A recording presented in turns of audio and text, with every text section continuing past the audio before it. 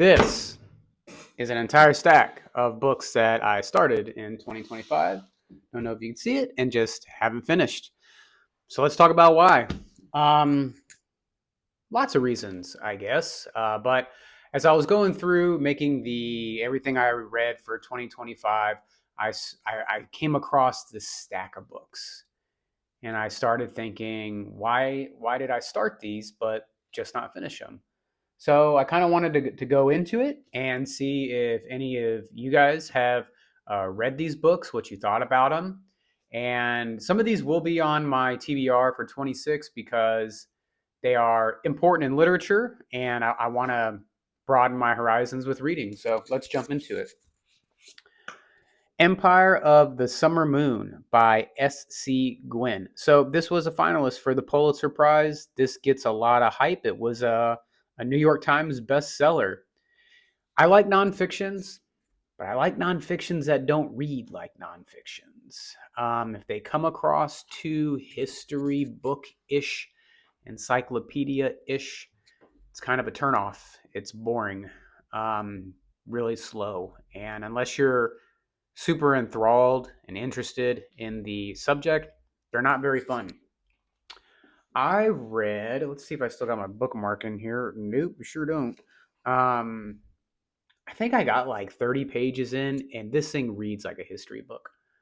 I will give it another shot. I do like the Native American history books and things like that, Civil War time and stuff. So I will revisit this. Let me know if you have read this and if this should be added to the TBR this year. Next up was Once Upon a Time in Hollywood by Quentin Tarantino. So I like Quentin Tarantino. A lot of people do. I think some of his stuff is a little overrated, but I really enjoyed the movie Once Upon a Time in Hollywood, and this was just like a half price books find. And I saw it, and I started reading it, and I think I stopped reading it because this thing reads verbatim to the movie. It's like it's the same. I mean, it's like no kind of I guess like artistic literary freedoms taken or embellishments on the movie. Like usually the books are a little more detailed and stuff. No, nope. It's 1000% the same. I don't know if I'll read this one again. I don't know if I'll pick it back up because I've already seen the movie and I didn't really like the way this one was going. The Lost Van Gogh by Jonathan Sandlofer or Sandlofer. I actually got a decent of the way into this, and the storyline was really good. Oh, I take that back. 40 pages. So it was like one sitting. But I liked it. So I think this will be on the TBR for this year. We might even book club this one because it was an easy read. And it was fun and kind of a mystery thriller kind of thing. It's about this this girl had like I guess a lost Van Gogh underneath a painting that she got at a like a secondhand like farmers market sale kind of thing, and it gets stolen and they try to get it back. That's pretty much the gist of it. That's as far as I got. I probably should have given some more recap into these books. Once Upon a Time in Hollywood is a kind of a recap of what led up to the Manson murders, and it has a different ending. So those of you that have read Chaos uh, by Tom O'Neill that I reviewed, that is my favorite nonfiction. Uh, you'll definitely want to check out the movie, maybe read the book because the ending was completely different. And then Empire of the Summer Moon was Kawana Parker and the Rise and Fall of the Comanches. So sorry for not giving a little background on those first. But The Lost Van Gogh will definitely be added to the list. Starry Messenger, Cosmic Perspective on Civilization by Neil deGrasse Tyson. So I think I received this for a birthday present, maybe, and I started reading maybe the first 20-something pages. The problem I have with Neil deGrasse Tyson is he can't seem to shut his mouth politically, and it's annoying. It's the same thing like with rock stars and movie stars. Like, man, I don't give a shit about your political views. Like, I like you for the roles that you play or the music that you make. And, or in Neil deGrasse Tyson's case, really liked him for his outlook and theories on the universe and his ability to explain it in layman terms. And then he fucks it all up by never shutting up about political stances. And just like everything else, politics has kind of fucking ruined everything. So I probably won't give this a read just be out of principle. Devil in the White City by Eric Larson. This is one that I would like to revisit. Murder, Magic, and Madness at the Fair That Changed America. So this has to do with that hotel that was constructed back in the late 1800s by that. There's like a serial killer that isn't very widely known, but I think he killed like more people than anybody. It's like HR something. I'll look it up and I'll put his face here. But this goes into it. So it's bringing Chicago circa 1893 to vivid life, follows two tales. A serial killer who used the World's Fair to lure victims into their death. That was that hotel. He built that hotel with all these secret passageways just so he could murder people and stuff. And so it won a bunch of awards. I started reading this, and this one was kind of dry too. So dry nonfictions, man. Like right now, I'm wrapping up The Wager by David Grant, and it is fantastic. Not dry at all. Very good, descriptive, historical without being over historical. Kind of like how Tom O'Neill did Chaos. Lots of you can give the information in a historical context, but still add a little bit of like what feels like fiction in there, but it's not. But this didn't have it, so it was a big miss for me. Probably going to catch a lot of flack on this one. Lonesome Dove by Larry McMurtry. This is in people's like top 5 novels of all time. Winner of the Pulitzer Prize. It is good. Don't get me wrong. It is good. This is a really good book. I got 200 pages into this thing. So I didn't just start it. Like I got into it. I will finish this in 26. I will try. I'll take that back. I will try. Because the problem that I got into this is a Western. If you're not in the mood for a Western, this was kind of a snoozer.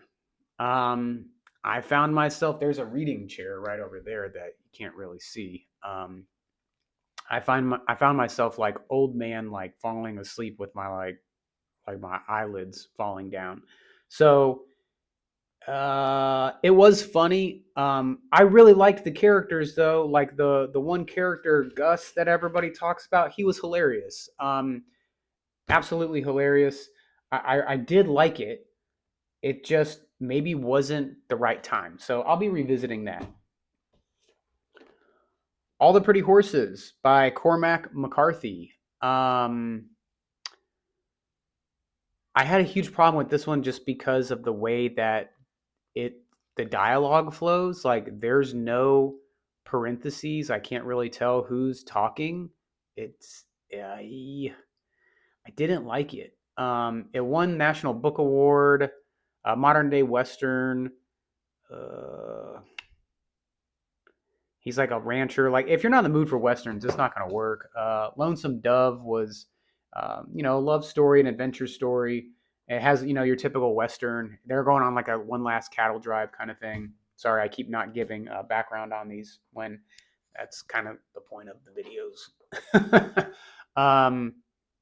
I think this is along the same. I won't be revisiting this. I didn't. No, not for me. Anne Rule, The End of the Dream, The Golden Boy Who Never Grew Up. So this is the Scott Scurlock story. I've talked about this on the channel before, based off of the Netflix movie How to Rob a Bank. That's on Netflix. The story was very interesting. I thought Scott Scurlock as a person seemed pretty interesting, pretty dynamic. I got a good way through it. Anne Rule's writing's not the best in this thing. It's a little overly descriptive, like almost like tangent kind of stuff, like how Stephen King goes off on tangents. She does that a lot in this instead of just stick to the story. This is a nonfiction about the most prolific bank robber in the Pacific Northwest in U.S. history.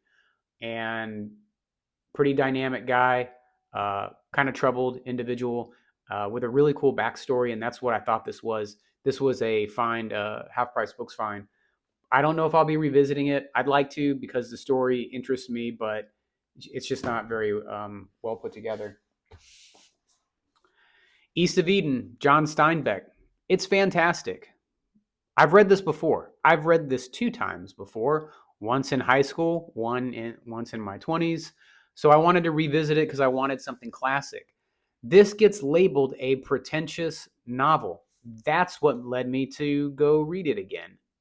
I heard another booktuber, I'm not going to say who, call it a pretentious read, and I wanted to revisit it and see if that was true. It's 1,000% true. This is like how I've described before when you see somebody that's trying too hard to do something.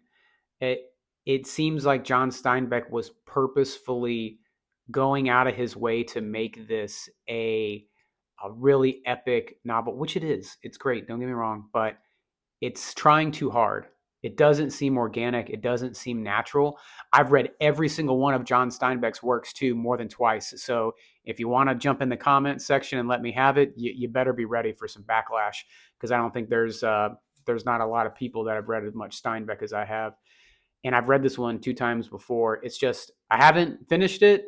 I got about a quarter of the way through just because it was coming off too hard and seeming like it was purposefully too hard, and it was not fun. Red Rising by Pierce Brown.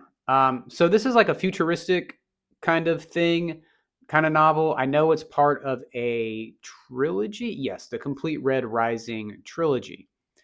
His wife taken, his people enslaved, driven by a long longing for justice and the memory of lost love. Daryl will stop at nothing to bring down his enemies, even if he must become one. Sounds cool. A lot of people really like this. A lot of people go nuts about this one. I will try and revisit this in 26. I didn't even scratch the surface on this, to be honest. And it read very well. It seems fun. It seems good.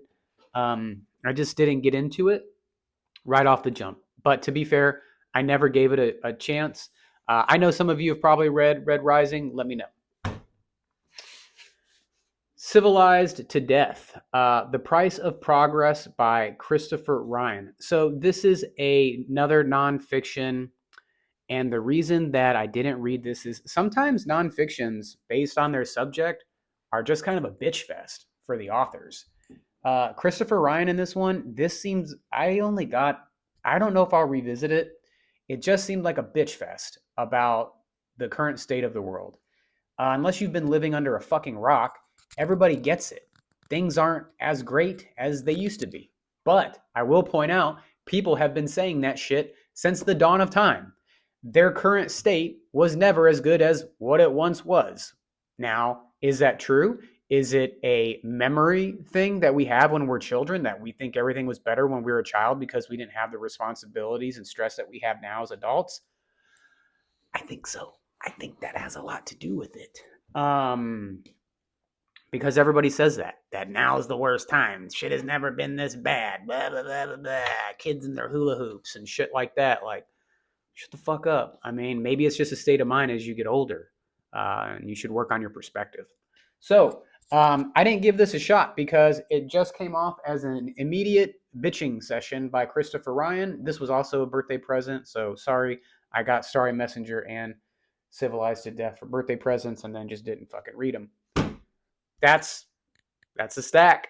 I'll try to keep this video shorter than the last one. I know is kind of long. So that's the stack of books that I started and did not finish. I would say a third of those I will revisit in 26. I will be dropping a 2026 to be reading list coming up on my next video. And like I mentioned, I've been reading The Wager. So it's fantastic. That full review will be coming out soon. Also, I'm going to drop a video going into details for the YouTube Live monthly book club that I want to do. We are going to start with Pillars of the Earth by Ken Follett. So if you are interested, please drop a comment and check out that video when it comes out, and we'll jump into a cool medieval book this year, okay? As always, keep reading. Thanks for stopping by. Talk soon.